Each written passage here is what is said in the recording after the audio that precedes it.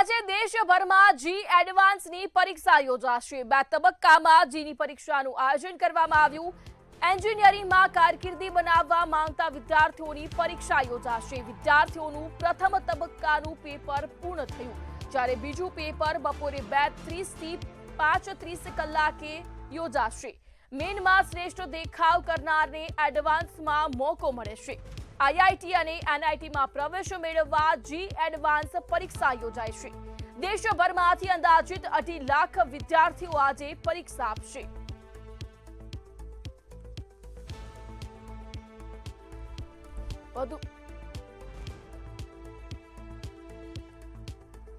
વધુ વિગતો સાથે સંવાદદાતા અનિતા પરમાર લાઈવ જોડાઈ ગયા છે। જી અનિતા, આજે દેશભરમાં જીની પરીક્ષા યોજાઈ રહી છે। પહેલું પેપર સમાપ્ત થઈ ગયું છે, જ્યારે બીજું પેપર હજી યોજાવાનું બાકી છે। શું કહેશો, કેવી પરિસ્થિતિ? દેશભરમાંથી 2.5 લાખ વિદ્યાર્થીઓ જે છે તે જેઈઈ એડવાન્સની પરીક્ષા જે છે તે આપી રહ્યા છે। પ્રથમ તબક્કો જે છે તે પૂર્ણ થયો છે। આપ જોઈ શકો છો કે મોટી સંખ્યામાં વિદ્યાર્થીઓ જે છે તે અત્યારે હાલ આ પરીક્ષા આપીને બહાર નીકળ્યા છે। વિદ્યાર્થીઓ જોડે જઈને વાત કરીશું। પેપર કેવું હતું ભાઈ? પેપર સારું હતું કે ટફ હતું? સારું હતું। अच्छा था पेपर? हाँ। टफ लगा कि नहीं? थोड़ा था।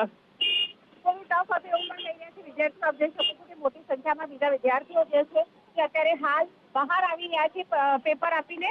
ખાસ જો વાત કરવામાં આવે તો 2.5 લાખ જેટલા વિદ્યાર્થીઓ જે છે તેમણે આ પેપર આપવાના છે। સવારે 9 વાગ્યાથી લઈને 12 વાગ્યા સુધીમાં પ્રથમ તબક્કાનું આ પેપર જે છે તે પૂર્ણ થયું છે।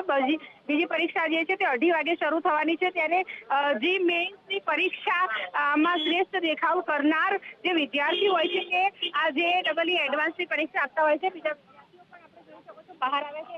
ભાઈ, કેવું રહ્યું પેપર? કેવું લાગ્યું પેપર? કેવું હતું? ટફ હતું કે કેમ? ફિઝિક્સમાં હતું થોડું। ફિઝિક્સમાં અને મેથ્સમાં બી થોડું। મેથ્સમાં ટફ લાગ્યું? મેઇન્સ કરતા તો હોય એડવાન્સ। મેઇન્સ કરતા એડવાન્સ ટફ હોય છે અને એવું કહી રહ્યા છે વિદ્યાર્થીઓ। બીજા વિદ્યાર્થીઓ પણ જોઈ શકો છો કે મોટી સંખ્યામાં અત્યારે હાલ પેપર આપીને બહાર નીકળી રહ્યા છે। તેમના વાલીઓ જે છે તેમણે અત્યારે હાલ સાથે જોવા મળી રહ્યા છે। ખાસ જો વાત કરવામાં આવે તો આ ખૂબ જ મહત્વપૂર્ણ પરીક્ષા છે।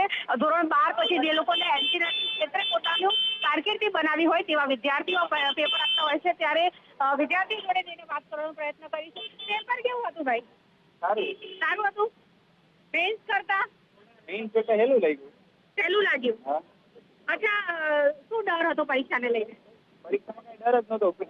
પેપર પ્રેક્ટિસ જેટલી કરી હતી તો ડર જ નતો લાગતો। અત્યારે દિલ કેમ દેવાનું મન થતું હતું। બીજું તો શું? કબડ્ડી આપ જોઈ શકો છો કે જે વિદ્યાર્થીઓ જે છે તેમણે મેઇન્સ આપેલી છે તે લોકો અત્યારે હાલ એડવાન્સ આપી રહ્યા છે અને ઘણા વિદ્યાર્થીઓમાં ડર પણ હતો। સાથે આપ જોઈ શકો છો પોતાના પરિવારની સાથે આ વિદ્યાર્થીઓ જે છે તે આ પેપર આપવા માટે થઈને અત્યારે હાલ પહોંચ્યા છે। ત્યારે ખાસ જો વાત કરવામાં આવે તો પહેલા તબક્કાનું આ પેપર જે છે પૂર્ણ થયું છે। આખા દેશભરમાં આ પરીક્ષા જે છે તે લેવાઈ રહી છે। દૂર દરાજથી આ વિદ્યાર્થીઓ અલગ અલગ જગ્યાથી આવ્યા છે। અમદાવાદમાં અત્યારે હાલ આ જે પેપર અહીંયા અત્યારે ચાલી રહ્યું છે જે કેન્દ્ર ઉપર, ત્યાં આપ જોઈ શકો છો કે મોટી સંખ્યામાં વિદ્યાર્થીઓ જે છે તે પોતાના પરિવાર સાથે આવ્યા છે। ત્યારે આઈઆઈટી અને એનઆઈટીમાં પ્રવેશ મેળવવા માંગતા હોય તેવા વિદ્યાર્થીઓ પેપર આપતા હોય છે। ત્યારે ખાસ જો વાત કરવામાં આવે, ભાઈ પેપર કેવું હતું? સારું લાગ્યું? કોમર્સ વાળા છો? જો બીજા બધા વિદ્યાર્થીઓ જે છે તે પણ તેમની સાથે આવે છે। સાથે જે લોકો પરીક્ષા આપીને બહાર આવ્યા છે તેમને આપણે તેમની સાથે વાત કરવાનો પ્રયત્ન કરીશું। કેવું હતું પેપર? જોયું આપણે કે ઘણા વિદ્યાર્થીઓ જે છે તે પેપર આપીને બહાર આવ્યા છે અને ખાસ જો વાત કરવામાં આવે તો જે લોકોને આઈઆઈટી અને એનઆઈટીમાં પ્રવેશ મેળવવો હોય તેવા દેશભરના અંદાજિત 2.5 લાખ વિદ્યાર્થીઓ જે છે જે લોકોને એન્જિનિયરિંગમાં પ્રવેશ મેળવવો છે તે લોકો છેલ્લા ઘણા સમયથી એની તૈયારી કરતા હતા। સૌથી પહેલા જો વાત કરવામાં આવે તો ધોરણ 12 પછી જેને એન્જિનિયરિંગ કરવું હોય, જેઈઈની મેઇન પરીક્ષા આપ્યા પછી આ એડવાન્સ આપવાની હોય છે અને આ જે પેપર હોય છે તે ખૂબ જ ટફ હોય છે। ત્યારે અત્યારે હાલ મોટા ભાગના વિદ્યાર્થીઓ જે છે તે લોકો ફિઝિક્સ અને મેથ્સ ના પ્રશ્નો જે છે તે ટફ પૂછાયા છે તેવી વાત કરી રહ્યા છે। જી, સમગ્ર માહિતી બદલ અનિતા આપનો આભાર।